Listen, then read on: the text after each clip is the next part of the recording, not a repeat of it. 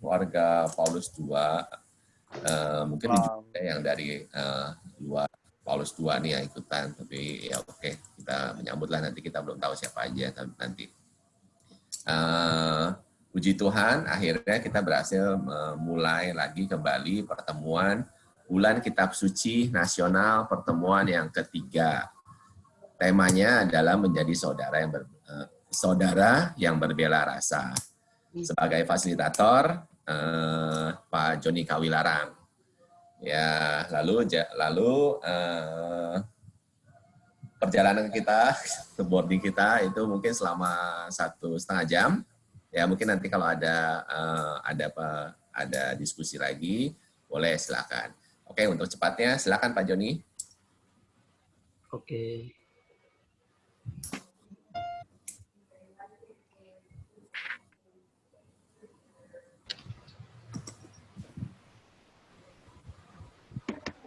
Baik Bapak, Ibu, dan anak-anak, selamat malam semuanya. Selamat malam. Selamat malam. Selamat malam. Juga lingkungan kita boleh juga melaksanakan sampai pertemuan yang ketiga ya malam hari ini. Jadi mari kita awali pertemuan malam ini dengan kita nyanyikan lagu pembukaan.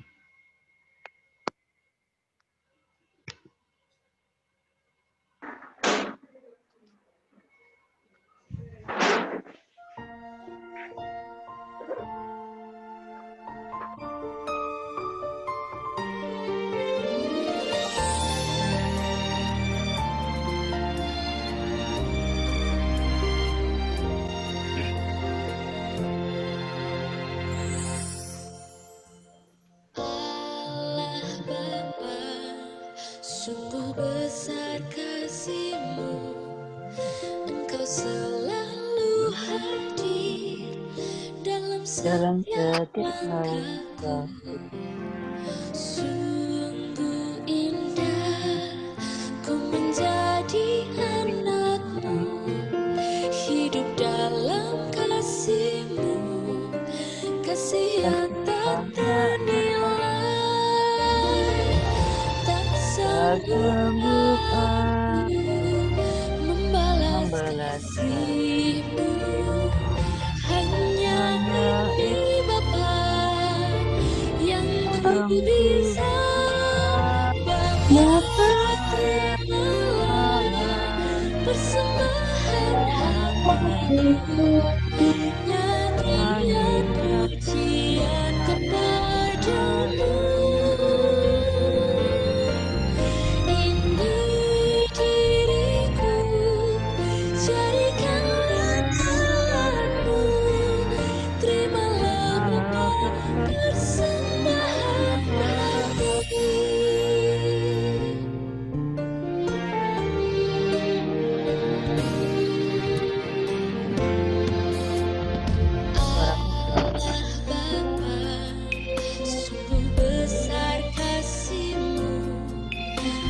Selalu hadir dalam setiap langkahku. Sungguh indah ku menjadi anak-Mu, hidup dalam kasih-Mu, kasih yang tak ternilai. Tak sanggup aku membalas kasih-Mu, hanya ini Bapa yang ku bisa.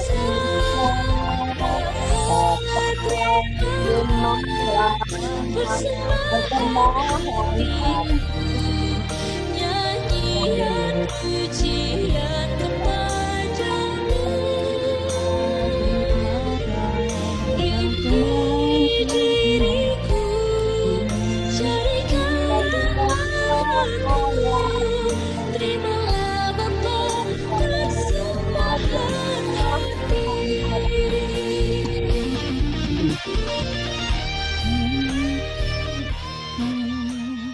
Indah kasih-Mu di dalam Mari Bapak Ibu kita mulai dalam nama Bapa dan Putra dan Roh Kudus. Amin. Amin. Amin.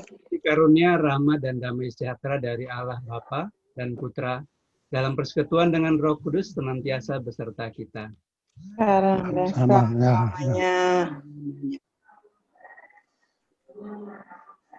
Bapak Ibu, seperti kita ketahui bersama bahwa di Indonesia sejak kasus COVID-19 ditemukan pada bulan Februari 2020, hal ini telah menimbulkan kesulitan ekonomi yang berdampak sangat besar. Tanggung jawab untuk membantu rakyat yang mengalami keterpurukan di Indonesia tidak bisa hanya diserahkan kepada pemerintah saja. Untuk itu, gereja dalam hal ini juga perlu ikut ambil bagian dalam gerakan dari seluruh rakyat Indonesia untuk mengatasi situasi ini secara bersama-sama. Dan seperti kita ketahui bahwa kita pun langsung atau tidak langsung perlu ikut ambil bagian dalam gerakan bersama, paling tidak dengan melakukan gerakan 3M ya. Nah, ada hal juga yang menarik, Bapak Ibu, bahwa seorang anak Asensia Krista Kanaila, dia adalah seorang murid perempuan kelas 3 SD. Dia sebenarnya sering mengikuti YouTube-nya dari Romo Yosef ya, Bible Learning with Father Yosef, bersama dengan neneknya. Nah, ketika suatu saat dia menyaksikan video dari Romo Yosef yang bersama dengan para frater dari Seminari Tinggi KAJ, membagi-bagikan makanan dan sembako kepada para pemulung, maka Aksen tergerak hatinya untuk ikut ambil bagian. Jadi melalui neneknya, dia menelpon Romo Yosef untuk menyumbangkan uang celengannya agar dapat ikut berpartisipasi. Namun kemudian Romo Yosef menyarankan kepada neneknya supaya ada baiknya ini menjadi gerakan bersama dari semua umat dan menganjurkan bahwa neneknya bersama dengan Aksen ikut ambil bagian dalam gerakan ini. Dan itu yang kemudian dilakukan oleh Aksen dan neneknya, ikut ambil bagian juga memberikan sembako bagi para pemulung. Nah, tentunya kisah atau cerita dari Aksen ini tentunya akan menjadi inspirasi bersama buat kita semua di umat basis, keluarga, di lingkungan, di paroki, untuk ikut ambil bagian dalam membangun bela rasa di antara kita satu sama lain yang memang membutuhkan. Nah, pada pertemuan ketiga ini, kalau di pertemuan pertama kita bicara tentang Bapa kami yang Maha Adil, di mana doa Bapa kami sebagai pijakan kita untuk melakukan tindakan adil bagi sesama. Kemudian di pertemuan kedua juga kita bicara tentang Allah yang hadir sebagai korban ketidakadilan, yang merupakan intinya adalah panggilan dasar kita sebagai umat Kristiani untuk selalu berbela rasa. Maka di pertemuan ketiga ini, kita diajak untuk membahas landasan kitab suci, di mana kita akan diajak melihat bahwa sejak zaman gereja perdana, pada dasarnya umat Kristiani selalu mengupayakan keadilan dengan cara memupuk rasa solidaritas di antara mereka. Kita akan melihat bagaimana Yesus sangat menghargai kebesaran iman dan solidaritas mereka dalam menolong sesamanya yang sakit. Dan buah dari kesemua itu adalah daya kesembuhan yang dialami orang-orang sakit yang mereka bantu. Untuk itu Bapak Ibu, mari kita awali ibadat kita pada malam hari ini dengan mohon ampun kepada Bapa atas semua hal yang telah kita lakukan, sehingga segala sesuatu yang kita lakukan untuk sesama bisa boleh menjadi berkat bagi kita semua. Saya mengaku kepada Allah yang Maha Kuasa, dan kepada Pada saudara segala-segala tangan. bahwa Bahwa saya saya saya telah telah berdosa. berdosa dengan pikiran dan dengan pikiran perkataan, dan perkataan, dengan dengan perbuatan, perbuatan dan kelainan. saya berdosa, Saya sungguh berdosa. berdosa. Oleh sebab itu saya mohon Mohon kepada pada Santa Santa Perawan Maria, kepada para malaikat pada dan para malaikat dan orang kudus, dan dan kepada kepada saudara saudara sekalian, sekalian, supaya mendoakan saya kawan kepada saya adalah Tuhan kita. semoga Allah yang Maha Kuasa Kuasa mengasihi mengasihi kita, mengampuni dosa kita, dan mengantar kita ke hidup yang kekal. Amin. Amin. Bapak Ibu, mari kita doakan bersama-sama untuk doa pembukaan. Marilah berdoa. Ya Allah Ya Bapa, Allah yang Bapa yang Maha Pengasih. kami Kami bersyukur bersyukur atas pertemuan kali ini, di mana kami diberi kesempatan untuk untuk merenung merenungkan sabdamu agar lebih memahami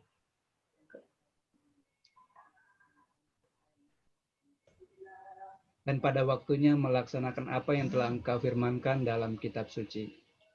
Penuhilah kami dengan berkat-Mu, sehingga kami tergerak untuk hidup lebih adil kepada semua orang, tanpa memandang suku, agama, ras, ataupun golongannya.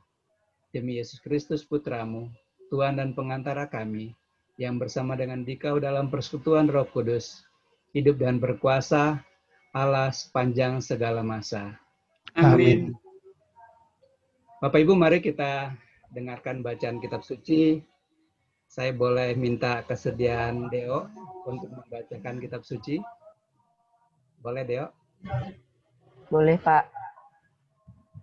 Bacaan dari Injil Markus bab 2 ayat 1 sampai 12.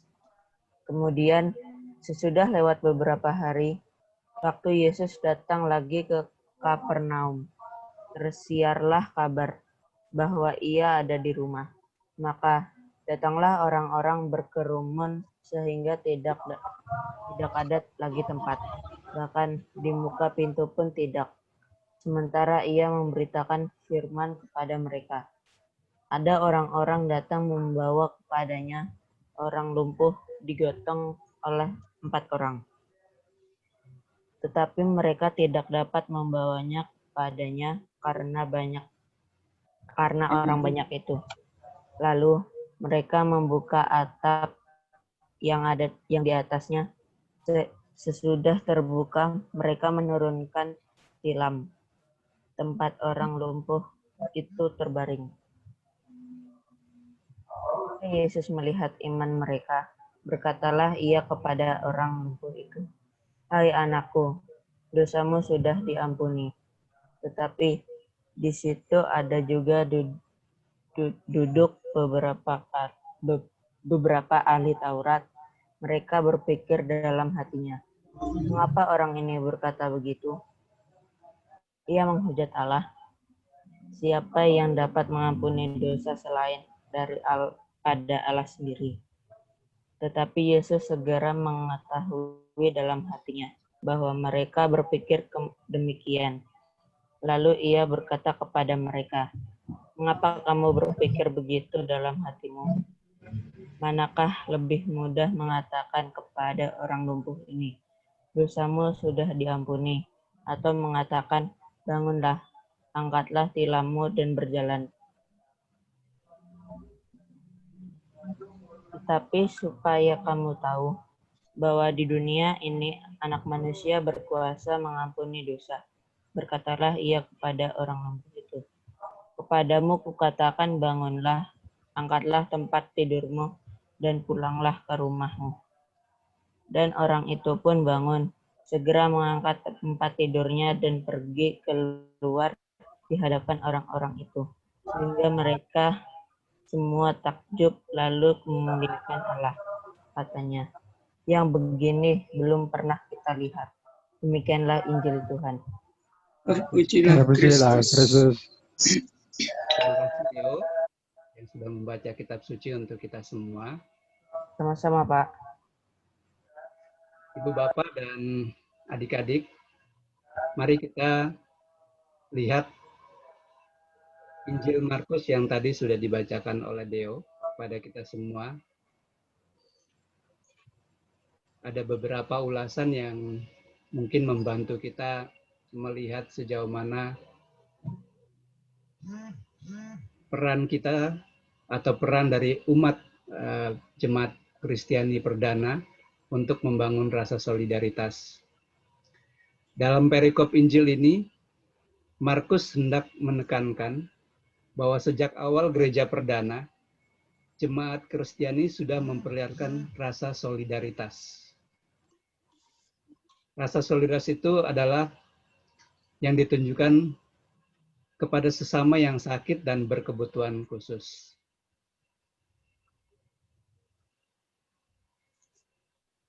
Kebiasaan ataupun rasa solidaritas ini sebetulnya tidak asing bagi jemaat perdana.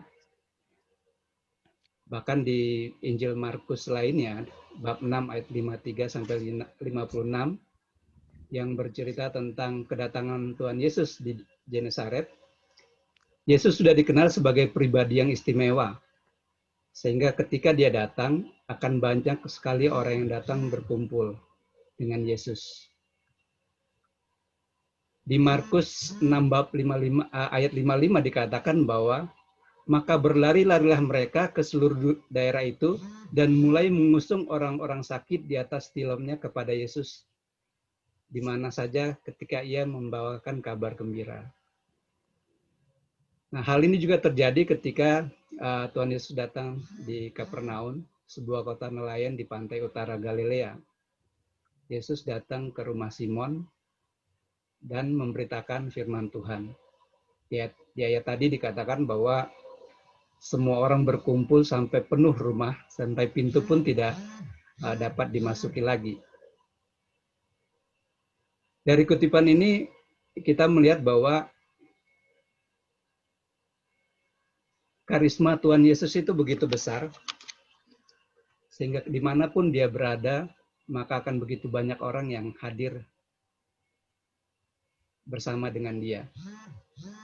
Dan ada yang menarik adalah ketika ada 4 orang yang datang dan membawa orang lumpuh, tapi dengan situasi pada saat itu rumah atau masuk ke dalam rumah juga tidak bisa.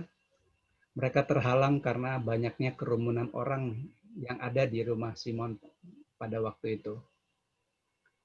Nah, sesungguhnya tidak terlalu sulit menggotong orang lumpuh ini oleh keempat orang tadi. Namun akhirnya mereka perlu sebuah effort untuk menembus kerumunan, bahkan harus naik dan membongkar atap rumah, baru kemudian menurunkan orang lumpuh itu agar disembuhkan oleh Tuhan Yesus. Keempat orang ini secara nyata rela melakukan berbagai cara karena terdorong oleh bela rasa yang dilandasi kasih. Mereka melakukan dengan ikhlas. Bahkan kalau kita baca dalam kitab suci juga, kitab suci tidak mencatat apa hubungan si sakit dengan keempat orang ini. Tidak diceritakan bahwa ini adalah keluarganya, saudaranya, atau bahkan sahabat. Bahkan mereka sendiri tidak disebutkan identitas kenapa mereka melakukan tindakan ini. Tapi seperti yang dikatakan tadi, bahwa ini sudah menjadi sebuah kebiasaan dari jemaat perdana untuk saling tolong-menolong satu sama lain. Tindakan keempat orang ini adalah tindakan nyata di mana mereka secara aktif berbela rasa menolong sesama yang sakit. Sementara tentunya si sakit hanya diam saja karena kondisinya. Namun keempat orang ini terus berjuang, bersusah payah menggotong si sakit sampai di atap rumah dan menurunkannya di hadapan Yesus. Alhasil, Yesus sungguh menghargai iman mereka, bukan saja kepada iman si sakit, tapi juga keempat orang yang bersusah payah membawa si sakit. Iman yang usaha yang gigih ternyata mengatasi semua rintangan yang dihadapi. Iman dan usaha yang gigih menjadi sebuah keyakinan untuk mengatasi kelemahan kita. Tentunya dengan hal ini membuat kita tahu bahwa akhirnya selalu ada jalan keluar bagi siapapun yang percaya dan tidak menyerah pada kesulitan hidup. Yesus mengabulkan permohonan mereka dengan mengampuni dosa dan menyembuhkan orang lumpuh itu. Lalu menyuruh mengangkat tilamnya dan pulang ke rumahnya. Ia berjalan dengan sukacita melewati kerumunan banyak orang. Kisah ini ditutup di ayat 12. Dan orang itu pun bangun, segera mengangkat tempat tidurnya, dan pergi keluar di hadapan orang-orang itu. Sehingga mereka semua takjub dan memuliakan Allah. Katanya, yang begini belum pernah kita lihat. Kuasa Allah yang dialami si sakit memberikan kabar sukacita dan rasa percaya yang semakin besar di tengah umat yang menyaksikannya. Rasa solidaritas dari keempat orang yang membawa orang sakit tadi adalah dasar dari berlakunya adil, khususnya kepada mereka yang tidak dapat menolong dirinya sendiri. Si sakit yang butuh pertolongan dan orang-orang di sekitarnya yang begitu punya perhatian memberikan pertolongannya. Dari kisah dalam Injil ini, tentunya kita diteguhkan bahwa sebagai orang beriman, kita perlu saling menolong. Dan juga dengan rendah hati, membiarkan diri kita ditolong orang lain pada saat kita juga mengalami kesusahan. Semangat seperti ini tentunya jangan pernah luntur di antara kita, karena inilah jati diri kita sebagai murid-murid Tuhan, sebagai anak-anak Tuhan. Nah, dari kisah Markus tentang orang lumpuh yang disembuhkan ini, mari kita merefleksikan dalam diri kita sendiri. Seringkali kesulitan yang kita hadapi melumpuhkan diri kita untuk berbela rasa. Maka pertanyaan refleksi yang ditawarkan dalam pertemuan ini, beranikah kita ambil keputusan untuk berbuat sesuatu di saat ada orang di sekitar kita yang memerlukan pertolongan? Sudahkah kita menemukan wajah Allah pada diri mereka yang berkekurangan? Dan bagaimana kita menyambut Allah yang hadir dalam hidup mereka yang sakit dan berkebutuhan khusus? Bapak Ibu, pertanyaan refleksi ini tentunya membuat kita juga melihat apa yang telah kita lakukan dan apa yang bisa kita lakukan khususnya dalam situasi yang seperti ini. Jadi saya ingin mengajak Bapak Ibu semua, mari kita sharing. Apakah Bapak Ibu ada pengalaman pribadi dalam menjalankan hidup menjadi saudara yang berbela rasa bagi sesama? Ini dapat kita lakukan dengan berbagai hal di sekitar kita. Jadi saya mengajak kita semua untuk sharing satu sama lain, membagikan pengalaman berbela rasa kepada sesama kita. Silakan Bapak Ibu.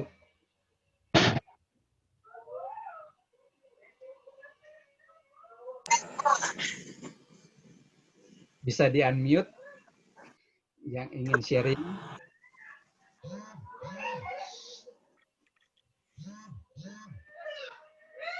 Halo Pak JK.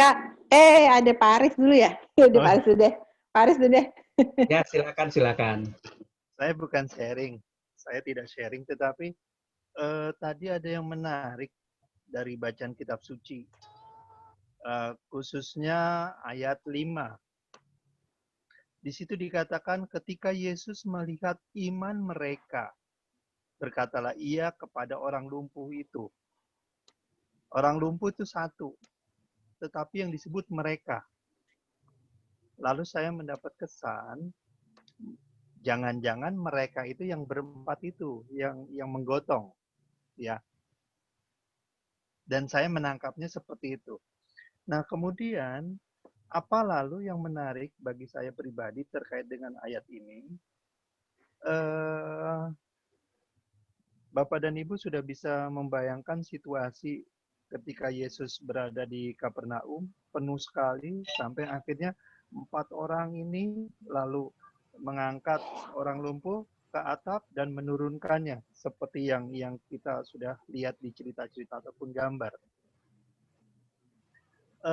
Bagi saya menariknya demikian. Tiba-tiba saya teringat dengan kisah seorang janda yang sudah 20 tahun lebih kalau tidak salah itu sakit pendarahan.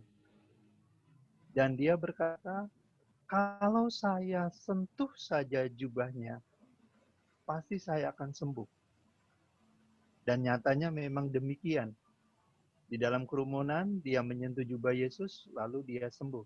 Sampai Yesus bertanya, siapa yang menyentuh? Lalu para murid bingung. Orang banyak seperti ini, siapa yang bisa menebak? Siapa yang menyentuh?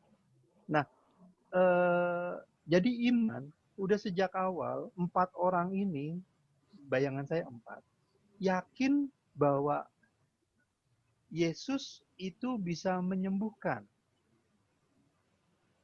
Yakin.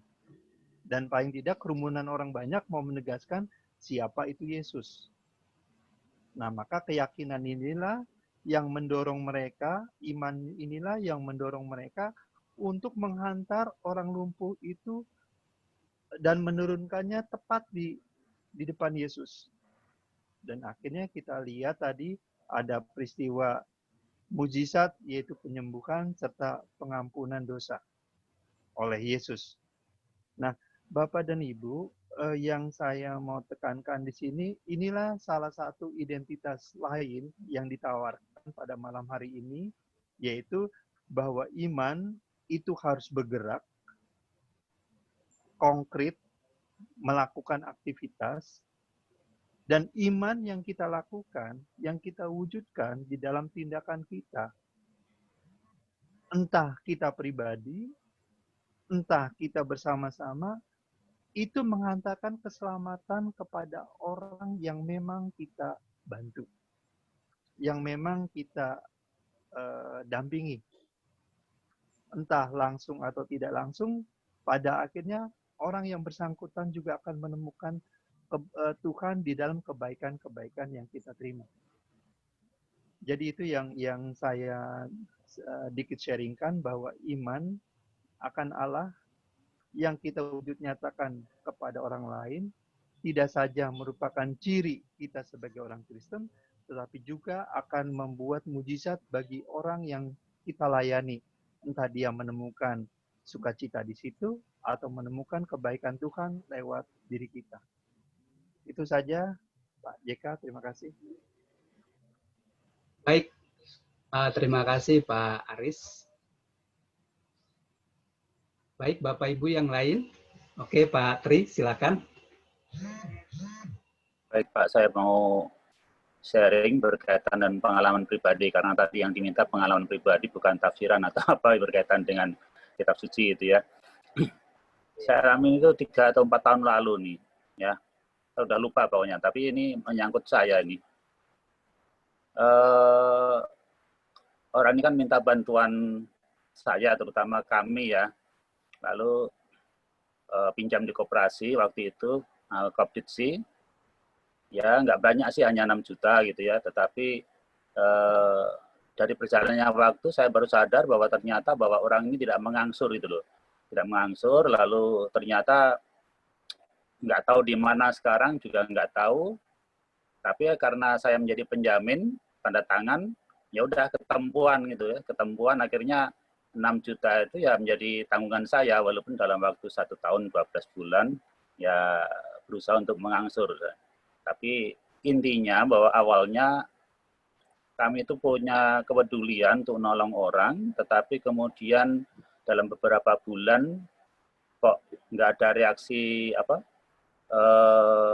mengangsur gitu loh. Tetapi kemudian saya baru sadar bahwa ternyata saya itu dalam tanda kutip ditipu, walaupun sesama iman Katolik ya, belum lama menjadi Katolik, tapi saat ini nggak tahu di mana orang ini gitu ya.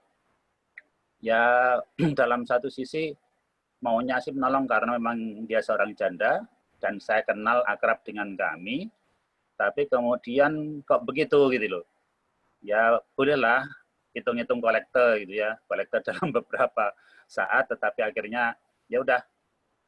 Itu yang menjadi pengalaman kami, bela rasa. Awalnya sih sebenarnya mau menolong, tetapi akhirnya ya menolong beneran. Dalam arti 6 juta direlakan. Itu saya menyebut nominal karena memang pengalaman pribadi saya dan kami, dan juga ini bagian dari pembelajaran karena ya pokoknya bela rasa, intinya bela rasa, menolong, dan semoga yang kami tolong ini bukan maksudnya biar kembali, tetapi kan menjadi kesadaran bahwa suatu saat mungkin perlakuan dia itu juga menjadi kena pada dia juga gitu loh. Jadi intinya bahwa kami berusaha menolong dan ternyata ya akhirnya seperti itu. Tapi ternyata bukan hanya kami yang tanda kutip tertipu, tetapi banyak umat di Tebet ini juga ada beberapa yang tertipu, yang lebih besar juga ada gitu ya, yang lebih besar juga ada, bahkan 30 juta saya dengar itu ya, dan itu keberadaannya orang itu nggak tahu sekarang di mana, tetapi yang jelas bahwa ya itu awalnya bela rasa, awalnya peduli, awalnya mau menolong, tetapi akhirnya juga ya udah, dan sekarang udah lunas lah gitu ya, udah lunas. Tetapi ini menjadi cerminan, menjadi kehati-hatian kami. Kalau mau menolong orang bukan lalu kemudian tidak peduli, tapi mesti lebih cermat lagi, lebih hati-hati lagi. Itu saja, terima kasih. Baik, terima kasih Pak Tri. Bapak Ibu, memang ini satu cerita yang menarik ya. Kadang-kadang bela rasa kita mendapat sebuah tanggapan yang kemudian terbalik dari apa yang kita pikirkan. Menarik, pada pertemuan yang lalu juga Pak Aris sempat lontarkan hal semacam ini. Nah, bagi Bapak Ibu, malam hari ini juga berbagi sharing apabila Bapak Ibu juga mengalami beberapa hal yang berkaitan dengan tindakan kita atau apa yang kita lakukan berbela rasa bagi sesama. Memang menarik kalau kita lihat bahwa menolong orang yang berkebutuhan atau yang membutuhkan, ini adalah datang dari hati kita yang terbuka untuk menolong sesama. Namun kadang-kadang handicap yang muncul di kita adalah bisa karakter orang itu, bisa kebiasaan orang itu yang sudah lebih dulu membuat kita tidak suka. Atau terbaliknya, orang yang kita suka. Dan efek yang terjadi adalah beberapa hal yang bisa seperti kisah Pak Tri, atau juga beberapa kisah yang mungkin masing-masing sering kita alami. Sebagai contoh adalah ada orang yang setiap kali kita tahu bahwa memang orang itu susah. Ada seorang ibu, mungkin beberapa juga di lingkungan sering melihat, datang ke rumah selalu mengajukan permintaan untuk minta uang, mungkin tidak banyak ya, 10, 5.000 atau berapapun untuk kebutuhan dia yang dia katakan untuk kebutuhan hari ini dia mau makan. Namun kalau kita bandingkan dengan beberapa orang lain, ada juga seorang ibu di lingkungan kita yang mengumpulkan botol-botol bekas atau apa yang bisa dijual, dan kalau dilihat dia lebih ibu yang pertama tadi lebih mempunyai sehat badannya. Lalu pertanyaannya, apakah kita memberi? Nah, tentunya kembali lagi hal ini kepada diri kita masing-masing ya. Keinginan atau hati kita. Kalau hati kita ingin memberi, ya memang kita memberi. Kita menyadari bahwa kalau kita dengarkan, kita baca, atau kita ungkapkan doa Bapa kami, kita juga melakukan yang sama. Berikanlah kami rezeki pada hari ini. Bahkan sehari bisa lebih dari 1 kali kita melakukan hal yang sama. Tapi ada juga rezeki yang kita dapat, ada juga rezeki yang memang kita tidak dapat. Tetapi paling tidak adalah apa yang kita butuhkan akhirnya bisa tercukupi. Nah, silakan Bapak Ibu yang lain ingin berbagi sharing. Mas Joni, Pala nih. Mbak Lala yang Heeh. Nah, ini saya mau nanya, ini pada saat pandemi gini kan rumah saya kebetulan di pinggir jalan raya. Nah, itu tiap hari itu dulu sih saya tidak berkeberatan apa-apa, jadi tiap hari ada seorang ibu itu selalu minta ke tempat saya gitu. Itu ibu itu sebenarnya bukan warga lingkungan situ, bukan. Saya waktu itu sempat nanya. Terus saya tanya, ibu dapat bantuan nggak sih dari BLT, bantuan dari Pak Jokowi? Aku bilang gitu. Nggak dapat, Bu. Kenapa? Saya nggak punya KTP. Ya ibu harusnya lapor ke RT dong gitu. Aduh, susah lah gini-gini gitu. Nah, akhirnya saya kasih. Tapi 2 hari kemudian pokoknya tiap 2 hari dia ke rumah saya. Nah, kadang-kadang saya jadi kesal nih. Kadang-kadang pintu sengaja saya tutup terus dia permisi nggak saya bukain. Itu sebenarnya saya dosa nggak sih? Saya kadang-kadang kalau mikir, ini saya jadi orang jahat banget nggak sih sebenarnya nggak ngasih ibu itu, walaupun dia mintanya paling cuma 5.000, 10.000. Tapi kalau tiap hari dia begitu kan, jadi kesannya kita nggak mendidik juga sebenarnya. Gimana tuh Mas Joni? Itu Ya. Yesus loh, Mbak Lala. Yang hadir itu Yesus dalam bentuk lain itu. Baik, Bapak Ibu yang lain boleh silakan menanggapi apa yang disampaikan Mbak Lala. Ya betul, kadang-kadang ada seorang ibu yang seperti itu, yang sering datang di rumah kita mungkin ya, selalu pertama kali katakan shalom, gitu kan ya.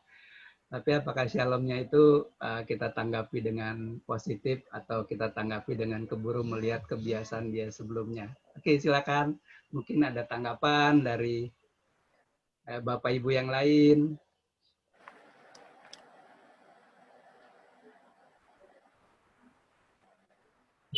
Yang mau berbagi. Mbak Lala. Ya Bu Aris, Ibu Dokter. Bu Aris toh. Iya, Bu Profesor Aris, Bu Profesor Yovita. Gimana Tante? Ya, kalau saya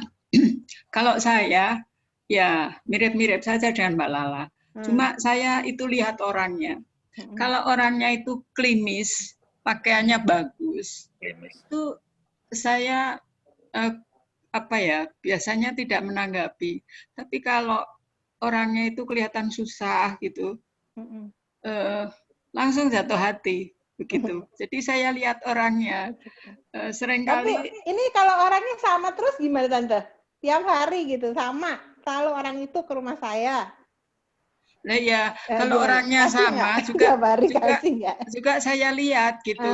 Orangnya itu kira-kira sebetulnya bisa kerja enggak? Kalau orangnya klimis, bajunya bagus, terus minta-minta kayaknya kok enggak mau usaha kerja gitu ya. Tapi kalau orangnya itu memang susah, orang itu enggak usah minta, kita kasih begitu. Kalau saya begitu. Oh iya, makasih Prof.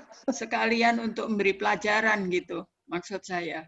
Bekerjalah, saya kadang-kadang itu sedih ya, diberi 2 tangan utuh, kaki utuh, terus fisik bagus, kok minta-minta.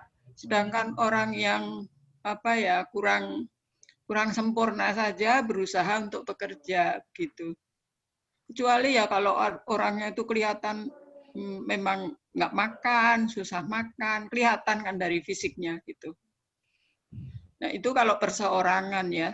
Tapi kalau memang dari komunitas itu kita tahu bahwa kekurangan seperti misalnya ada asrama mahasiswa yang sekarang kan banyak orang tuanya yang karena pandemi ini lalu tidak mempunyai pekerjaan, kemudian tidak mendapat kiriman sehingga asrama-asrama mahasiswa itu pada kekurangan makan, ya pasti kita perlu menolong lah gitu. Oke, makasih Bu Aris. Bu Justin tadi kayaknya mau sampaikan. Baik, karena diminta menanggapi Mbak Lala, bukan perkara dosa dan tidak dosa. Seperti tadi yang Prof. Yovita sampaikan bahwa ketika kita memberikan sesuatu pada orang, apakah kita merasa ditipu dan tidak ditipu, itu biarlah itu menjadi perkara Tuhan. Tapi memang benar kita juga perlu tahu dari hati kita sendiri, sebetulnya orang ini butuh atau orang ini hanya malas. Itu ketahuan. Kalau misalnya tiap hari dia datang, dia itu butuh benar atau karena dia tuh malas gitu loh. Jadi Mbak Lala pasti tahu lah dari sorot mata orang itu. Kemudian juga tadi yang Pak Tri bilang, siapa tahu orang itu adalah Yesus dalam wujud yang lain, sehingga nanti pada saat pengadilan terakhir Mbak Lala menjadi domba di sebelah kanan. Amin. Gitu. Terus saya juga mau sharing pribadi nih ya. Kadang-kadang saya tuh berpikir begini, jangan sampailah aku ini menjadi bagian dari 10 orang kusta yang disembuhkan, tapi tidak datang untuk berterima kasih. Dulu ketika saya menjadi anak buah Pak Aris, saya selalu bilang, ya ampun ya Pak ya, ternyata siswa kita itu sepertinya kok menghayati imannya 10 orang kusta yang disembuhkan. Dalam artian begini, anak asisi itu banyak yang butuh dibela rasani. Nah sekarang Pak Aris sudah meninggalkan saya dari SMK, saya masih meneruskan karya itu. Yang sangat kadang menjengkelkan itu begini, datang sebagai orang kusta, tapi ketika pergi sebagai orang yang bla bla bla. Bayar uang sekolah susah, udah dicarikan orang tua asuh seneng banget. Seperti yang minggu lalu saya sampaikan, ketika saya sampai rumah cerita sama Pak Tri menjawab, apa yang bisa kamu lakukan? Tahu-tahu setelah lulus dari SMK, kuliahnya di kampus yang Munafid. Waduh, ini berarti kemarin itu bukan orang kusta yang minta disembuhkan, tapi sebetulnya dia orang yang, ya begitulah yang ada dalam kitab suci. Nah, kembali lagi, bukan perkara dosa atau tidak dosa, tapi perkaranya adalah saat aku berbela rasa, ya disitulah Allah hadir. Tadi yang menyambung cerita Pak Tri itu, kami itu sampai nggak sadar punya utang. Saya tahunya ditagih di koperasi, Bu Yustin utangnya Pak Tri udah lama nunggak dan bunganya udah banyak.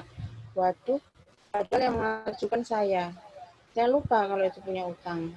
Akhirnya ya sudah, bunga berbunga, macam gitu. Tapi kembali lagi itu, dan kami berharap ya sudahlah, itu bukan menjadi rezeki kami. Ternyata benar, antara lain yang menghilangkan hal-hal yang buruk dari kami. Ternyata Allah memberikan dalam bentuk lain. Satu pintu ditutup, 1000 jendela dibuka. Macam gitu. Kemudian di kontrakan yang sekarang ini, suatu ketika ada seorang bapak itu keluar masuk dengan mengatakan, di masa pandemi ini, kami semua yang di rumah perempuan, tangga sebelah perempuan, saya, kemudian 2 anak saya. Saya tanya, Bapak cari siapa? Saya disuruh masuk, Bu. Siapa yang nyuruh masuk? Iya, ini saya ditelepon. Nah, saya keluar, Bapak Ibu itu ikut keluar lagi. Ketika saya masuk, ngikuti saya lagi. Kemudian pintu gerbang saya tutup, saya kunci sampai sekarang. Kemudian orang itu masih pukul-pukul. Sebetulnya Bapak cari siapa?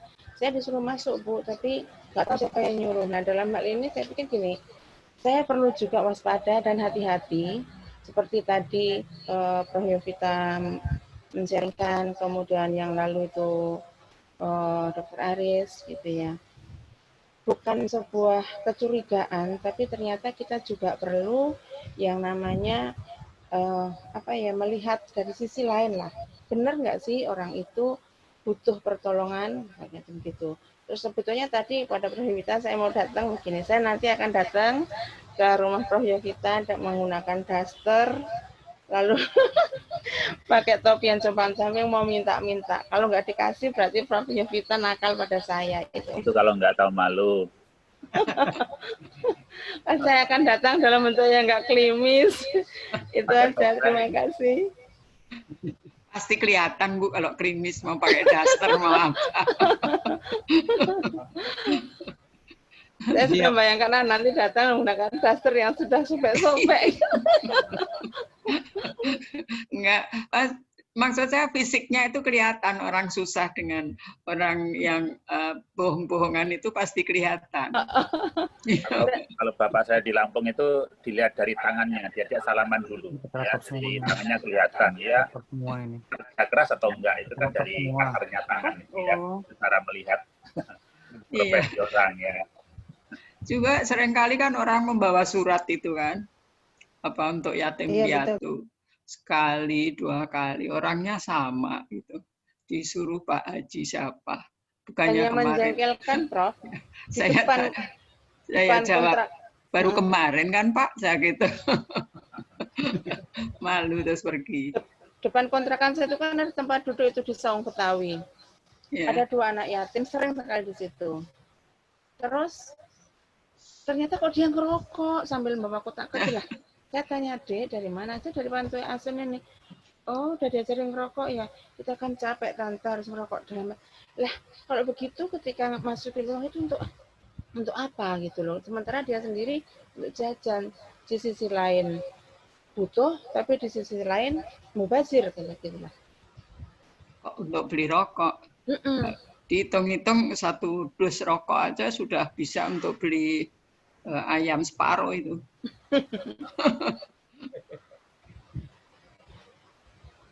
Yes, memang menarik ya kalau kita diskusikan sejauh mana sih sebetulnya bela rasa yang harus saya bagikan kepada orang yang memang membutuhkan. Ini akan selalu menarik buat kita semua karena berbagai macam cara, ada yang orang betul-betul membutuhkan, tapi ada juga orang yang berbagai macam cara supaya dia juga mendapat kesempatan dalam hal ini dia. Tapi saya pikir kembali lagi kepada hati kita ya. Betul seperti yang Prof. Yofi bilang bahwa kita perlu melihat orang itu seperti apa. Seperti apapun orang itu kembali lagi kepada diri kita. Kalau memang kita ingin memberi, ya tidak apa-apa kita memberi. Tapi kalau kita tidak ingin memberi, ya memang ada alasan tertentu yang membuat kita tidak bisa memberi. Mungkin itu ya, Ibu Bapak semua pada malam hari ini renungan atau apa yang kita bisa lakukan ke depan dengan situasi yang ada seperti saat ini. Nah, saya ingin sudah ditutup ini Pak? Boleh. Sudah ditutup. Prof. Aris mau ini apa? Dr. Aris mau sampaikan masukan buat kita semua sebagai sharing, silakan. Oh, karena saya itu menanti ya kalau mau ditutup saya mau mengeluarkan unek-unek saya.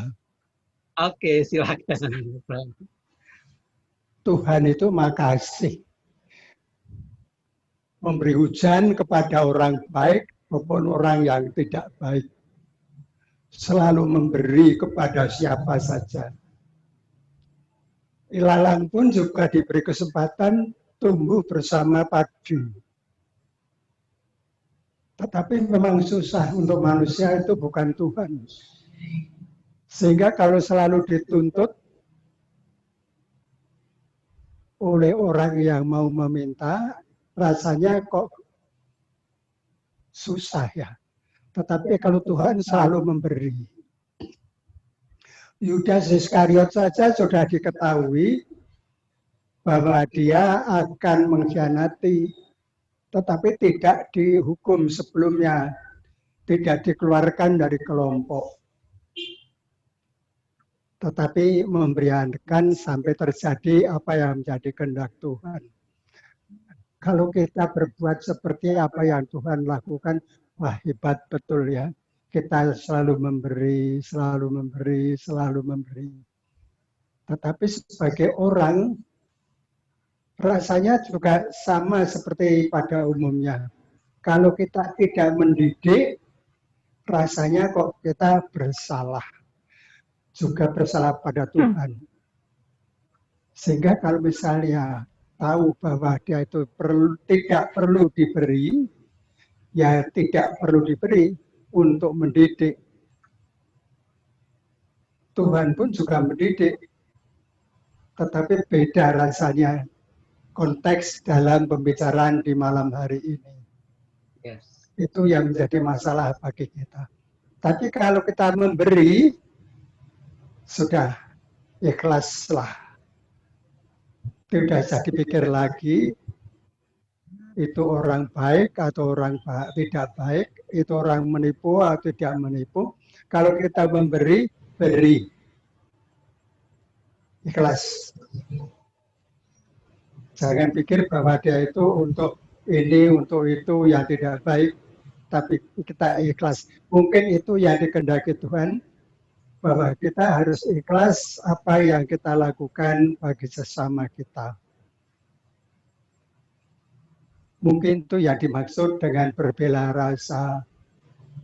Jadi tidak merasa over, kok bahasa Jawa ini, ya rasanya, yang tidak merasa kecewa kok saya tidak memberi, gitu, enggak. Ya, itu saja yang ingin saya sampaikan, perasaan hati saya. Itu saya unek-unek. Terima kasih. Boleh tambah sharing? Ya, terima kasih. Oke, Pak Boleh Kunario. minta waktu? Boleh sharing? Silakan Pak Kunario. Ya, oke. Menjadi saudara yang berbela rasa. Jadi berbela rasa atau perhatian itu mungkin tidak selalu atau lebih banyak berbentuk dengan uang ya. Tapi bisa juga sebagian berbentuk uang. Tapi seperti perhatian, memberikan waktu, terus memberikan doa, kalau ada acara datang, itu juga termasuk, saya rasa termasuk berbela rasa. Justru itu yang perlu diperbesar begitu. Soalnya kalau ada orang lewat minta itu, kadang-kadang untuk ngambil duitnya juga ribet lagi gitu. Sampai dalam kita lupa keluar lagi. Udah pelupa soalnya orangnya nunggu. Akhirnya, Papa itu siapa yang nunggu gitu. Oke, jadi kalau ada yang lewat, ada apa, saya nggak begitu perhatian. Juga termasuk kalau di perempatan itu kan ada yang lewat. Memang mereka memberikan jasa untuk berikan kita lewat. Itu juga saya nggak kasih. Itu masalah teknik. Kita mesti buka kaca, memberikan, itu fokus hilang gitu. Jadi bahaya. Jadi itu juga kita ada perhatian lain. Nah, kalau kita memang mau berbela rasa, seperti tadi kita utang di perempatan atau tadi orang lewat kita nggak kasih, kita doa. Kebetulan sehari bisa 2-3 kali misa gitu, ya kirimlah kan sumbangan kan ada BCA, kita kirim ke Jogja lah, ke NTT lah kan kita, atau Singkawang yang kita itu, yang kita merasa homilinya bagus, kita enak, kita dapatkan, kita catat BCA, kita kirim. Nah itu, tapi kalau yang seperti tadi lewat itu, saya rasa itu nggak masalah. Nah, kemudian juga berbela rasa itu kita kalau beli sayur ya, jangan ditawar habis gitu loh. Terus saya juga bilang, kalau beli buah gitu, ini buah mana? Ini yang lokal, ini yang Cina. Kenapa Cina? Kita lokal aja. Harga boleh lebih mahal apa-apa, tapi kasih lokal gitu saya bilang. Nah itu termasuk berbela rasa. Tani kita kasih. Kenapa mesti taninya Cina yang kita kasih? Produk Cina juga gitu. Kalau ada produk lokal, itu juga berbela rasa. Gitu. Nah, berbela rasa juga nanti ada masa-masanya di mana ada banjir, ada seperti kita nyumbang atau karton lah apa segala macam. Itu kita ada perhatian enggak? Kalau ada dipasang pengumuman, ini ada udah waktunya stor karton gitu, itu waktu kemarin sebelum pandemi, itu juga berbela rasa, saya pikir. Kita niat, kita cari dulu, kumpulin barang kasih di situ, itu berbela rasa. Jadi tidak yang seperti itu, seperti yang orang jalan dan sebagainya. Nah, kemudian juga karena apa namanya pernah di bisnis gitu ya. Jadi mereka yang bermuka manis, ngomong manis, wah ini ada niat, kita bilang, wah, saya bilang kita kalau sumbangan udah dikoordinir RT, saya nggak mau nyalain Pak RT teman saya bilang begitu. Pergilah mereka walaupun pakai surat yang segala macam gitu. Ini udah lewat RT belum? Nah, saya bertanya, oh belum Pak, ini ya udah tanya RT dulu nanti saya kasih sumbangan gitu. Itu salah satu. Memang mereka itu sebagai apa namanya menjual belas kasihan ya.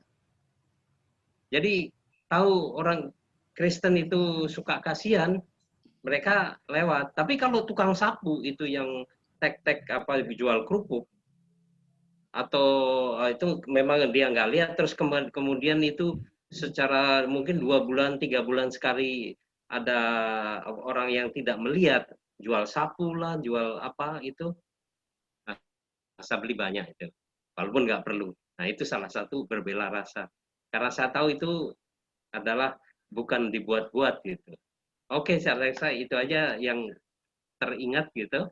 Jadi bahwa ada orang yang muka manis dan sebagainya, itu kita was-was saja gitu. Jadi kita jangan hubungkan dengan atas gitu loh. Oke. Itu pinter-pinter aja udah. Terima kasih. Baik, terima kasih Bapak Ibu semua. Situasi itu membuat kita akan melihat banyak hal yang perlu kita lihat. Dan sebelum itu Bapak Ibu, saya ingin mengajak kita untuk melihat paling tidak ini sebagai permenungan kita juga.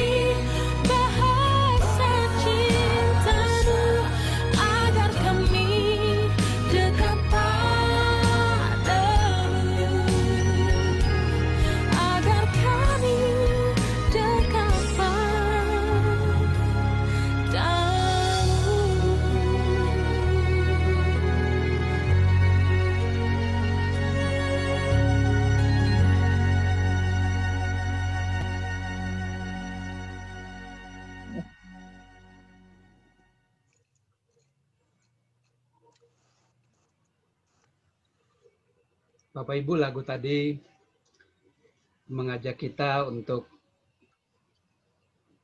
mohon pertolongan untuk mengajari lagi bahasa kasih, bahasa cinta kita. Marilah kita tunjukkan semangat dan jati diri kita sebagai murid-murid Tuhan untuk melakukan tindakan nyata. Bahasa cinta menjadi gereja yang berbela rasa dan merangkul yang paling rentan di tengah-tengah kita. Baik Bapak Ibu dan anak-anak, mari kita lanjutkan dengan doa umat. Doa umat ini secara spontan, jadi Bapak Ibu silakan yang akan doa spontan. Doa spontan. Bapak yang mau baik, kami bersyukur dan berterima kasih atas pertemuan lingkungan kami pada hari ini, dan bersama dengan niat dan keinginan kami ingin sampaikan doa dan permohonan kami kepadamu.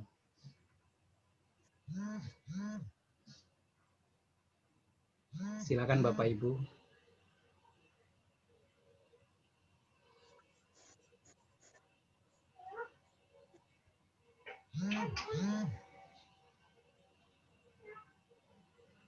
Bapa yang kudus, terima kasih karena berkat dan kasih-Mu senantiasa mengalir tiada henti bagi kami, terutama hidup yang masih Kau percayakan bagi kami, kesehatan-Mu bagi kami.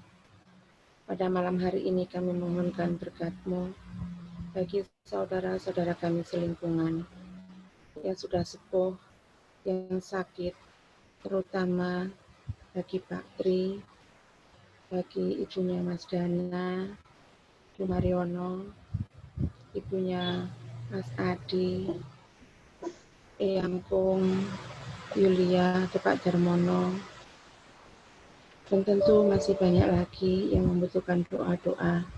Kami percayakan semua itu, mereka itu kepada kuat kuasa-Mu. Sehingga karena kuat kuasa-Mu, apa yang mereka rindukan juga menjadi kerinduan-Mu. Temuilah mereka satu persatu dalam rumah mereka, dan kunjungilah mereka, sebagaimana Engkau dulu juga mengunjungi orang-orang dalam perjalanan bersama dengan orang-orang di Emmaus. Juga saat ini ketika Engkau menyembuhkan orang lumpuh yang diusung oleh 4 orang itu. Bapa, dalam diri putra-Mu, turun dan kunjungilah mereka semua, saudara-saudara kami ini, yang sepuh maupun yang sakit. Kami mohon. Kabulkanlah doa kami Ya Tuhan. Ya Bapa, ya Tuhan kami, Yesus Kristus, puji syukur Engkau telah memberikan kami kesempatan untuk melaksanakan PKSKN pertemuan ketiga ini. Puji syukur karena banyak sekali sabda-Mu yang bisa kami terima. Kami juga mengucap syukur karena dengan adanya pandemi ini, kita sama-sama bisa mengikuti banyak sekali misa online dari berbagai gereja yang mana tadinya kita tidak mengenal dan tidak tahu. Ternyata Engkau kasih-Mu merata di seluruh bumi Indonesia. Ya Bapak, berkatilah semoga mereka yang sakit memberikan kesembuhan dan juga berikan kesempatan kepada mereka-mereka yang ingin berdoa di gereja, diberikan jalan supaya ada waktu dan ada tempat dan juga ada kesempatan. Kami mohon. Kabulkanlah doa kami ya Tuhan.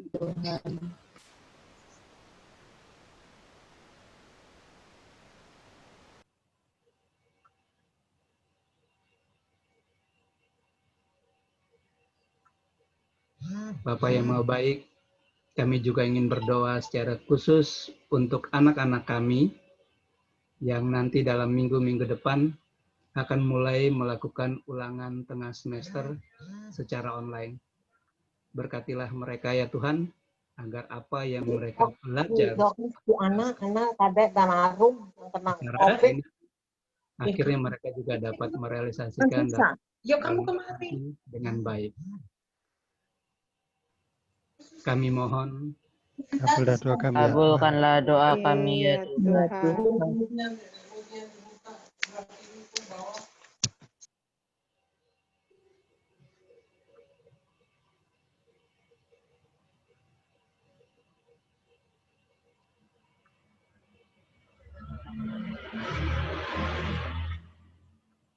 Bapa yang Maha Baik, kami juga berdoa untuk para pemimpin negara kita, dari Presiden Jokowi sampai semua yang ada di bawahnya, agar dapat melaksanakan tugasnya dengan baik, sehingga dapat menyelesaikan berbagai macam tindakan untuk akhirnya boleh menyelesaikan semua permasalahan dalam masa COVID yang seperti ini untuk kebaikan seluruh warga negara. Kami mohon kabulkanlah doa kami ya Tuhan. Kami berdoa juga pimpinan gereja kita ya Bapak, mulai dari paus sampai dengan pimpinan terbawah, uskup dan pastor di paroki kita juga ya Tuhan. Engkau boleh menyertai mereka, memberikan mereka kesehatan, sehingga boleh melayani kami umat-Mu. Kami mohon Kabulkanlah doa kami ya Tuhan. Bapa yang bertata di surga, kami mohon kemurahan dan belas kasih-Mu untuk menjamah adik Darmawan, istrinya, Ana, dan Arum anaknya yang tiga-tiga kelihatan hasil swabnya positif, yang sekarang sedang dirawat di rumah sakit atlet. Kiranya tangan kemurahan-Mu memberikan mereka jamahan dan sembuh, dan bagi para dokter dan perawat yang mendampingi mereka semua, Engkau berkati dan Engkau lindungi, dan Engkau berikan juga kesehatan. Dan bagi semua pasien yang dirawat di sana, Bapa yang baik, berikanlah mereka semangat yang tinggi untuk melakukan semua perawatan dan protokol kesehatan dengan baik, dan mereka bisa pulih kembali beraktivitas dalam kasih dan kemurahan-Mu. Kami mohon. Kabulkanlah doa kami ya Tuhan. demikian ya Bapak, masih banyak doa dan permohonan yang kami ingin sampaikan, tapi kami yakin dan percaya bahwa Engkau sungguh mengetahui apa yang menjadi kebutuhan kami, keluarga kami masing-masing. Dan semua doa dan permohonan itu kami ingin satukan dengan doa yang Engkau ajarkan sendiri. Bapa kami dalam yang ada di surga, dimuliakanlah namamu, datanglah kerajaan-Mu, jadilah kehendak-Mu di atas bumi seperti di dalam surga. Berilah kami rezeki pada hari ini, dan ampunilah kesalahan kami, seperti kami pun mengampuni yang bersalah kepada kami. Dan janganlah masukkan kami ke dalam percobaan, tetapi bebaskanlah kami dari yang jahat. Amin.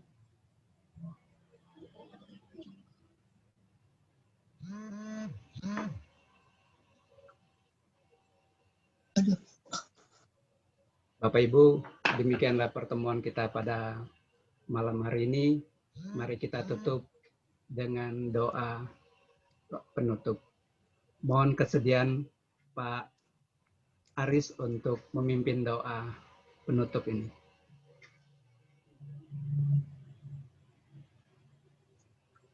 Baik Bapak Ibu, mari kita tutup pertemuan ini dengan doa. Bapa yang Maha Pengasih, terima kasih atas bimbingan-Mu dari awal sampai akhir pertemuan ini. Banyak hal yang kami bicarakan dan sharingkan bersama setelah merenungkan sabda-Mu dalam Injil Markus ini. Berilah kami kemampuan agar dapat berlaku solider terhadap sesama kami, terutama bagi orang yang sakit dan berkebutuhan khusus. Dengan dasar solidaritas sebagai langkah awal, kami percaya akan menuju kepada tindakan berlaku adil. Demi Yesus Kristus, Tuhan dan pengantara kami, yang hidup bersatu dengan Dikau dan Roh Kudus, kini dan sepanjang segala masa. Amin. Amin.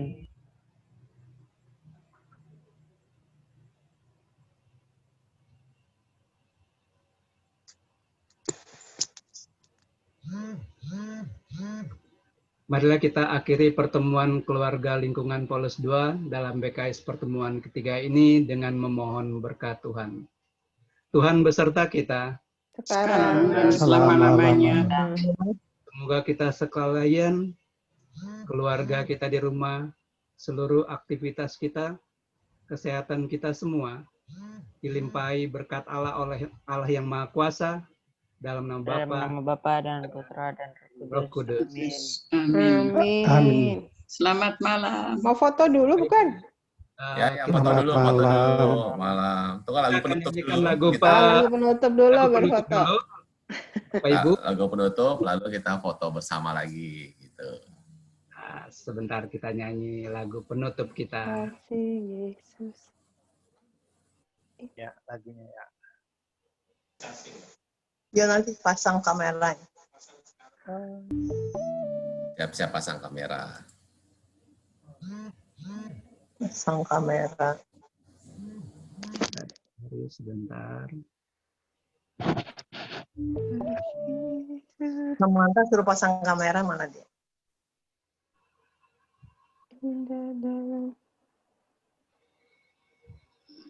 Sebentar, ada kesalahan teknis sedikit.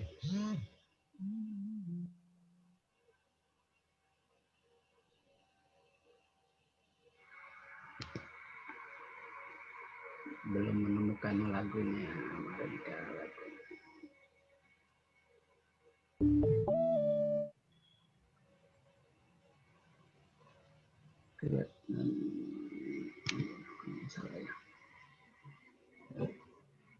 Sebentar Bapak Ibu. Bukan mati-matian untuk pembenaran diri. Darmono, Tante, tolong pasang itunya. Oke. Oh, mana tadi? Oh ya, pasang itu ya. Kamera. Udah pasang. Belum nyanyi dulu. Udah. Samantha pasang kameranya, Samantha.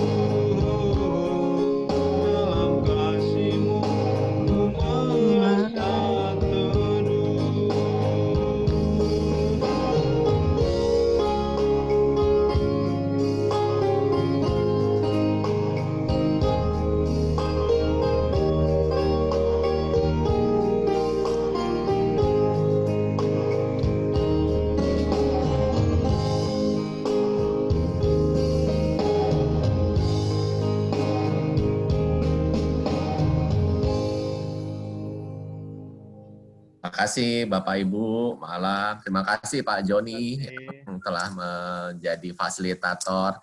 Kita foto dulu. Kita foto dulu sebelum pengumuman, kita foto dulu deh. Nyalakan. Mantap, pasang kameranya. Pengumuman dulu aja, pengumuman ntar foto bubar lagi. Bu Karjono bisa nggak? Atau ada Bu Raharjo? Ada Adi sama Meli itu.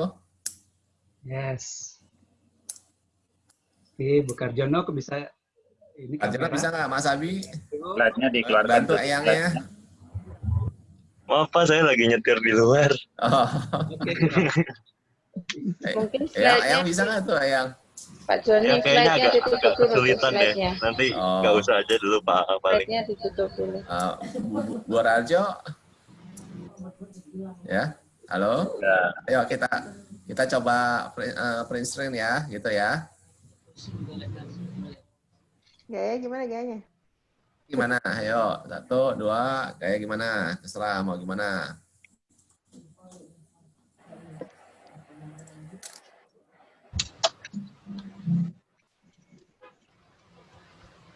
Mantap, pasang kamera, Samantha. Berapa orang ya jadinya ya? Kita Ada 23 orang. Tapi Adi sama Melis ya. Jadi 25 dong ya. Ada Pak Darmono dan Bu Darmono. Jadi 26. Meningkat. Hebat. Meningkat ya, gitu ya. Bagus. Nah, untuk minggu depan sekali lagi penutupan. Jadi pertemuan keempat akan dilakukan pada hari Minggu tanggal 27 ya 20 September, jamnya sama jam 7 malam. Tapi fasilitatornya langsung oleh Pastor Damian gitu kan. Ya dia mau menyapa umatnya lah gitu. Tapi saya nggak tahu berapa nanti yang kita partisipasi. Mungkin kita partisipasi juga dengan lingkungan yang lain gitu. Ya, jadi mohon kehadiran Bapak Ibu semua lagi. Lalu memang gereja kita memang sudah terbuka, tapi terbatas saja untuk yang sekali lagi per wilayah biasanya. Per wilayah gitu kan. Hanya per wilayah itu harus daftar dulu dan harus mendapatkan izin dulu gitu kan. Memang cepat-cepat dia dapat gitu loh, karena memang dibatasi sekali gitu kan. Dan range yang diizinkan umur 18 sampai 59 tahun. Tentunya dalam keadaan sehat, dan kita semua jujur lah ini bahwa harus dalam keadaan sehat sempurna gitu kan, untuk mencegah kasus ini. Meskipun memang Jakarta melakukan PSBB total, tapi nanti kita lihatlah perkembangan berikutnya. Dan untuk besok memang dari wilayah Pancoran. Baru kemudian urutannya sepertinya ya, ini karena saya juga belum tahu pasti, setelah Pancoran kemudian dapat Timur, dapat Barat, baru yang dalam 1, yang dalam 2, berurutan begitu. Kemudian Bapak Ibu, kemarin hari Kamis saya ikut di lingkungan Veronica, di ketuanya Pak Endro, dan memang pengikutnya yang hadir itu 32, tetapi lingkungan kita termasuk yang santai, tetapi serius gitu ya. Sharingnya bisa 5-6 orang, tapi kemarin di sana seolah-olah ya lewat begitu saja. Ya memang di Veronica banyak yang sudah sepuh gitu ya. Kita pahami, ya mengerti seperti itulah. Saya mencoba masuk aja, ternyata boleh masuk lalu yang mencoba ikut BKSN yang ketiga ini di lingkungan Veronica seperti Timur. Oke, mungkin ada tambahan dari Pak Sabar nih, Ketua KKS kita. Mas Sabar, ketuanya. Memang kita untuk pertemuan lingkungan ini masih dilakukan secara online ya, karena belum bisa melakukan face to face. Tapi memang dari sini kita terlihat bahwa ada kerinduan lah di antara kita ya untuk sebenarnya bertemu dan berkumpul dan beramah-tamah gitu kan. Sayang memang kondisinya pandemi seperti ini. 2 tahun lalu kita bisa jalan-jalan ke Cirebon, tapi sekarang ya karena pandemi kita ya masih belum bisa kemana-mana dulu lah gitu. Tahun lalu itu Wan ya? Nanti Desember sudah nggak ada COVID. Kenapa Adi? Mas Adi itu mau bicara ke Lembang. 2 tahun itu ya? 2 tahun lalu. 2 tahun lalu. Kalau sekarang ini dari gugus tugas itu ada ketentuan himbauan di atas 45 tahun tidak boleh keluar. Wah, nggak boleh ke kantor saya Tante ya. Saya juga udah nggak boleh nih.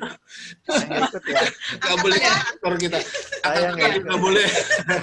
Ya karena kondisinya udah beda ya. Betul. Karena dengan mutasi ini kan lebih ganas virusnya.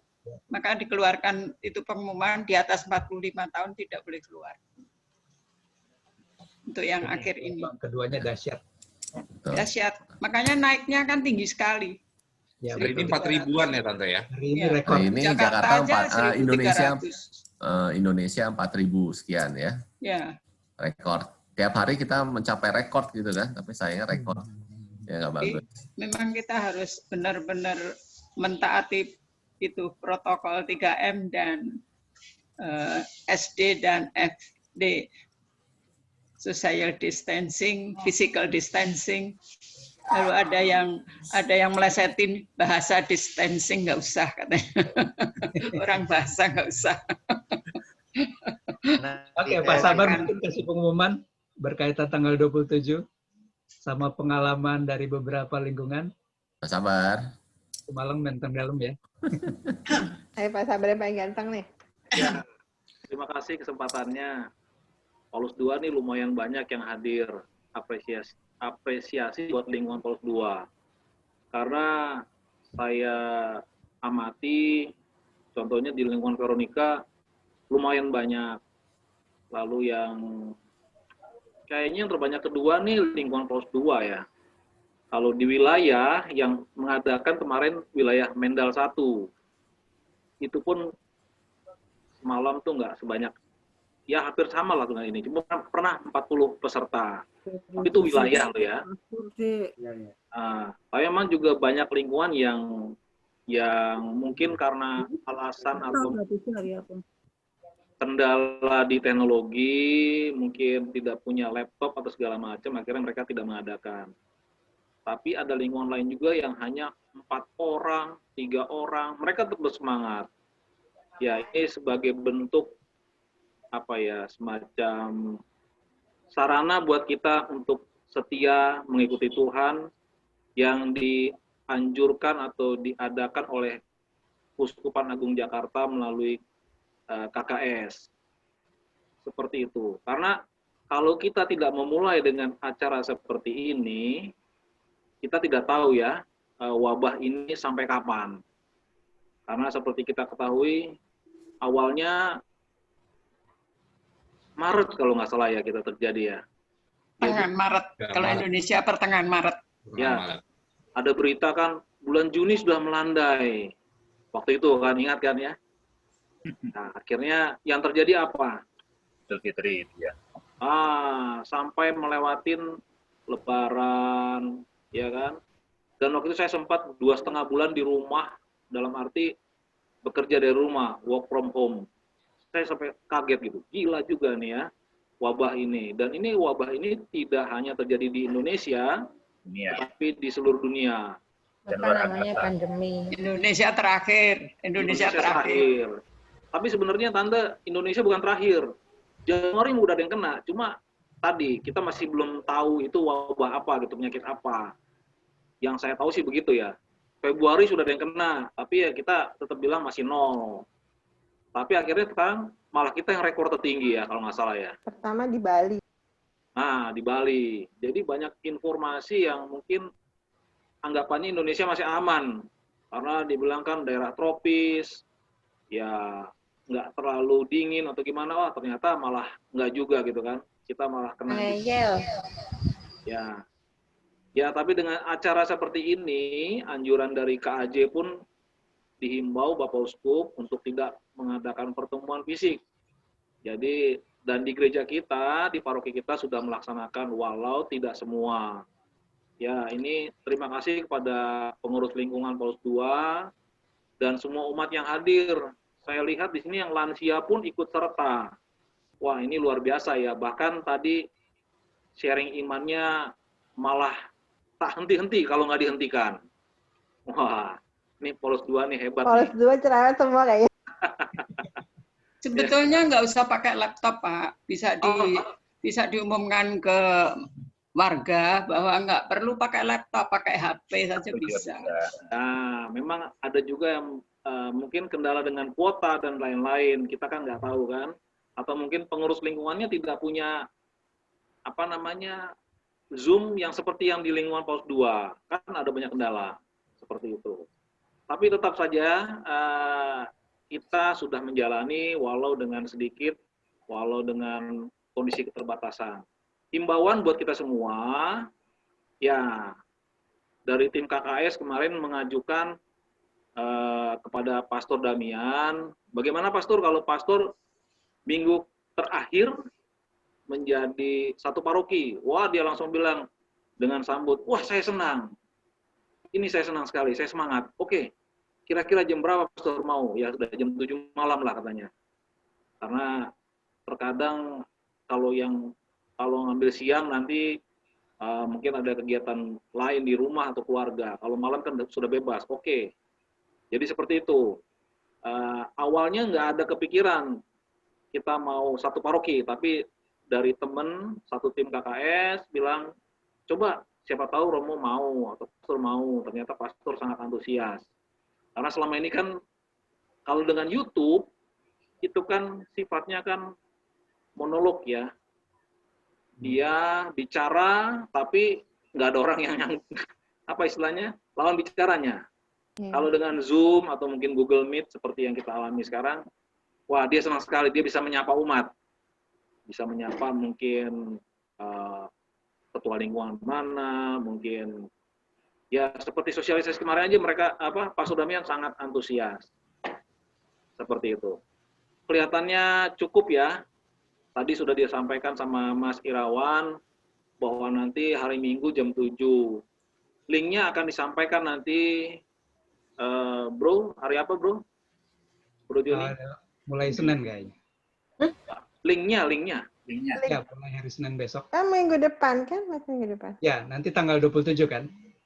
Ya, linknya kan sebelumnya. Linknya tanggal 27, tapi pengumuman nanti mungkin di DP Pleno kali ya. Ya, mulai hari Senin. Mulai hari Senin lah dihimbau nanti supaya ya kita semua bisa hadir lah ya. Apalagi di Paus 2 mungkin ada 20 orang minimum nih. Nah, ini udah cukup lah. Jadi kan akan lebih meriah nantinya. Mungkin bisa ada ratusan orang bisa kumpul di sana. Ya, karena memang Zoom-nya di rumah Pak Sapar ada 4 orang. Banyak ya, bisa banyak orang yang terlibat di kalau Zoom. Kenapa? Kalau Zoom banyak orang yang terlibat. Iya, di rumah Pak Sapar ada 4 kan. Banyak orang terlibat pasti. Ya, saya rasa dari kami, tim KKS, bisa menyampaikan hal ini. Ya, sekali lagi terima kasih kepada lingkungan Paus 2 dan seluruh umat yang telah terlibat. Semoga kita doakan ya, wabah ini segera berlalu. Ya, memang kalau misa di gereja, seperti kemarin yang saya alami, masih ada rasa was-was ya. Karena, dalam satu ruangan, dan kita berkumpul. Saya kan nggak boleh juga di kantor ya. Ada aturan juga, nggak boleh berkumpul. Jadi, saya juga ada rasa was-was. Kayaknya lebih nyaman kalau kita untuk saat ini ya, malah misa di rumah ya. Karena kita bisa tetap menjaga kebersihan, nggak berjumpa orang lain, seperti itu. Live streaming saja terus. Betul. Ya, masih aman streaming deh. Masih aman, lebih aman ini. Apalagi katanya kalau tinggal di zona merah, sebaiknya di rumah saja. Nah, kita nggak tahu rumah kita ini termasuk zona merah atau tidak. Seperti itu. Ya, ini bukannya saya menakut-nakuti, ya lebih baik kita menjaga keluarga tetap sehat. Karena kalau saya sakit atau Bapak Ibu sakit, pasti bukan hanya keluarga, tapi mungkin lingkungan, RT, itu akan kerepotan. Jadi merah. Jadi merah. Seperti di RT kita, ya ada yang terkena walaupun hanya baru dibilang reaktif, ya udah dari lurah menyampaikan santunan sumbangan, dari RT bantu suplai makanan. Seperti itu. Nah, ini mana sih, kita di mana sih? Nggak tahu. Ya, jadi RW berapa? Ya, ada lah di beberapa RT lah seperti itu. Jadi kita agak kerepotan gitu loh ya. Ya, memang saat ini kita yang harus adalah jaga kesehatan seperti itu. Baik, sekali lagi selamat buat Paulus II, luar biasa. Semoga nanti Rosario mungkin ya bulan depan. Ya boleh tuh Rosario Zoom. Ya tentunya keterlibatan dengan berkumpul kan lebih semangat ketimbang kalau berdoa sendiri di rumah. Seperti itu. Silakan dilanjutkan lagi semangat yang sudah ada, spirit yang udah ada, sehingga persaudaraan dan persatuan antar umat, ya terutama lingkungan, semakin terjaga, walau dalam kondisi pandemi. Oke, terima kasih. Oke. Terima kasih Mas Sabar. Terus juga Pak Adi ada yang mau disampaikan tadi? Pak Adi, Mas Adi. Kebetulan Pak Sabar mungkin Pak Joni kemarin kan waktu di gereja ya sempat ikut misa ya. Boleh tanya nggak itu di gereja AC aktif atau gimana Pak Joni? AC dimatikan. Oh, Oke. Sip. Adi, boleh saya jawab? Kenapa pertanyaan? Kebetulan kami berdua, Pak Adi dan saya itu masuk tim gugus. AC itu memang semua dimatikan, semua pintu dibuka. Kemudian ketika kita mau masuk pun ada termogan dan diarahkan cuci tangan sampai di depan pintu mau masuk gedung pun juga kita semprot dengan hand sanitizer. Lalu sampai di dalam gereja sambut petugas lain untuk diarahkan di tempat duduk. Jadi dalam hal ini umat yang masuk dalam gereja tidak bisa memilih tempat duduk sendiri, tapi diarahkan oleh petugas yang memang petugas itu sudah didaftarkan di KAJ, sehingga jika terjadi apa-apa dengan gereja kita, kami tim gugus ini yang bertanggung jawab. Seperti itu. Terima kasih. Terima kasih, Wisi. Kasih. Kasih. Bapak Ibu, tanggapan Mas Dana, gimana kabar? Di-unmute. Baik, Mas Irawan, selamat malam semua Bapak Ibu. Maaf nih, saya telat tadi baru pulang. Enggak apa-apa, Mas Dana. Mana Mas Dana? Mas Dana, mana? Maaf ya, tadi telat hadirnya ya. Hai Ara. Eyang sehat, Mas. Eyang sehat. Sehat ini. Kita diskusi jadinya ya. Mana Eyang? Yang kangen loh. Eyangnya disorot, Mas. Kalau Eyang Kelihatan Yulia nggak? udah kelihatan toh. Imam. Halo, selamat malam. Alden. Selamat malam, Imam. Malam semua. Syukurinipun gerah nih yang maksimal itu pagi itu responnya itu kalau di WhatsApp itu sama 3 orang lain levelnya itu di satu saluran telepon tuh 4 orang, jadi itu papi bukan itu papi udah 1 orang terus misalnya 1 orang mahasiswa lain jadi tidak bisa keempat. Iya. Keempat harus menggunakan misalnya Google Meet atau pakai Zoom. Saya nggak bisa lagi Kalau 3 orang kurang sehat. Semoga semuanya sehat. turun ya.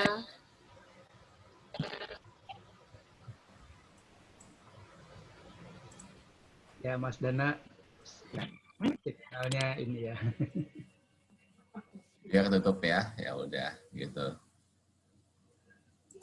Sip, yang sama sudah lama nggak kelihatan tuh Pak Darmono, kita udah lama nggak lihat tuh ya.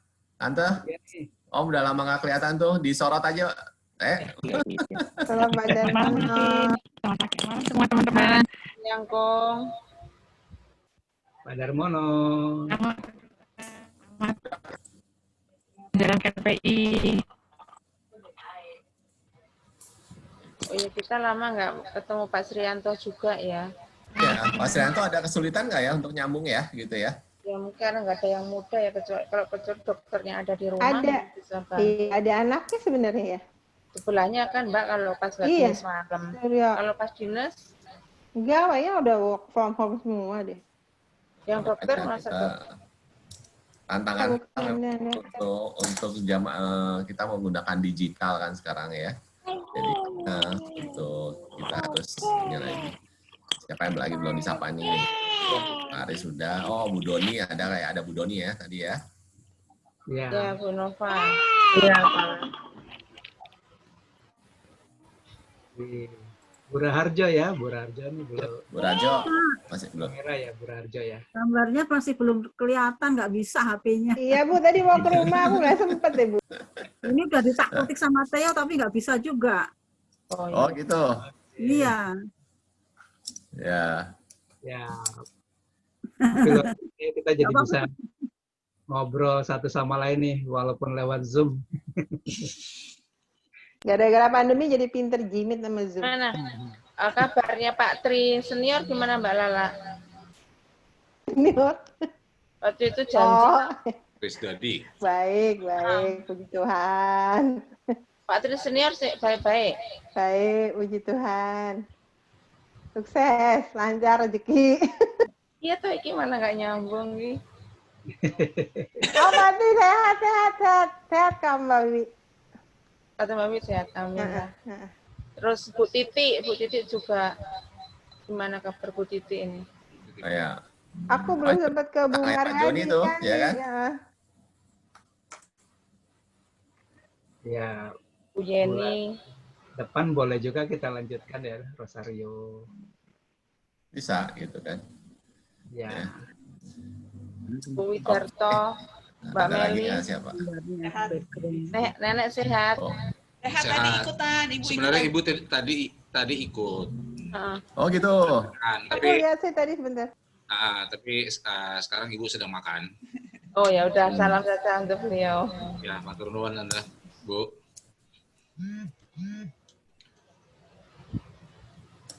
Oke, apalagi Bapak Ibu mungkin temu kangennya dengan metode online ya, ini apapun ini kan yang kita bisa lakukan lah. Kita belum tahu pandemi ini kapan berakhir ya, tapi sementara ini kita jalani seperti ini gitu ya. Oh ya Bapak Ibu, jika ada saudara, ponakan, teman siapapun yang mau atau rindu masuk gereja Katolik, silakan saja, kami melayani dalam bentuk online. Berarti kalau minggu depan itu kita BKSN dengan Pastor Damian, nanti katekumen online kami liburkan. Kalau biasanya kami minggu malam, jam 7 malam sampai jam 8, lewat sikit gitulah. Saat ini ada 9 katekumen baru, Buddha 1, kemudian dari Muslim, yang sisanya dari gereja lain. Ya, Bapak Ibu juga informasi juga ya, bahwa kita setiap hari Jumat itu ada Triduum Sancto Fresh Assisi dari hari Jumat kemarin. Nanti yang kedua tanggal 25 September dan yang ketiga nanti tanggal 3 Oktober jam 7 malam. Itu semua streaming dengan YouTube Assisi Live ya.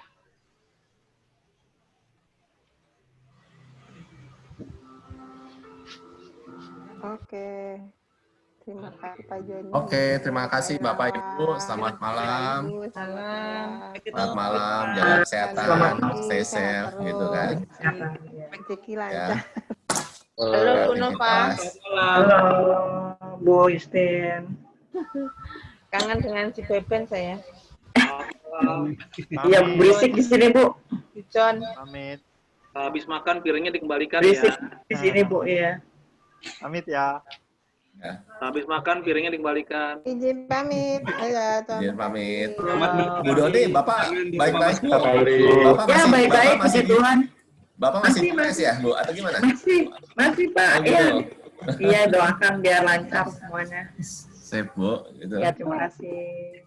Oke, Bapak Ibu, terima kasih. Terima kasih semua. Terima kasih Pak Irwan. Terima kasih, selamat malam. Terima kasih Mas Tawalam, Adi. Selamat malam. Selamat malam. Malam. Selamat malam. Malam semuanya. Selamat malam semuanya. Malam. Pamit ya. Sip. Pak Joni, makasih ya Pak Joni. Oke. Minggu depan streamingnya dari streamingnya nanti dari paroki.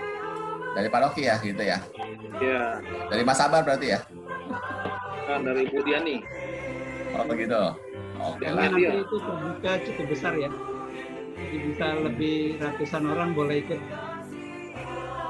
Oke. Ikut serta yang di sini ya. Kenapa? Ya ikut serta semuanya, biar rame. Iya. Kita kalau di lingkungan lain tapi masih jalan terus ya. 3-4 orang juga tetap jalan ya. Jalan, tapi ada lingkungan banyak juga yang nggak jalan sih. Ya memang susah sih dalam kondisi seperti ini. Kita semua juga belajar gini kan. Pancoran saya belum pernah denger tuh ada gininya. Oh gitu. Tanya. Kita memang lagi belajar lah itu semuanya. Ya ini makanya ini kan sebagai awal ya buat kita. Kita nggak ngerti sampai tahun kapan ini kan. Ya semoga nggak lama lah.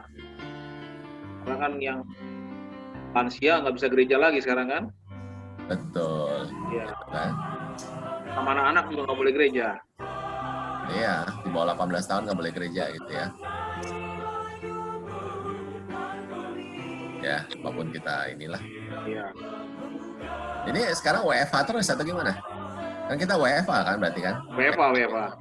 Kan sering ketemu kan, jalan pagi saya. Olahraga jadi jalan pagi ya. Lalu jalan pakai masker juga gimana gitu ya? Ya. Kalau jalan pagi nggak apa-apa, kan yang penting masker. Ya. Sampai rumah cuci tangan lagi.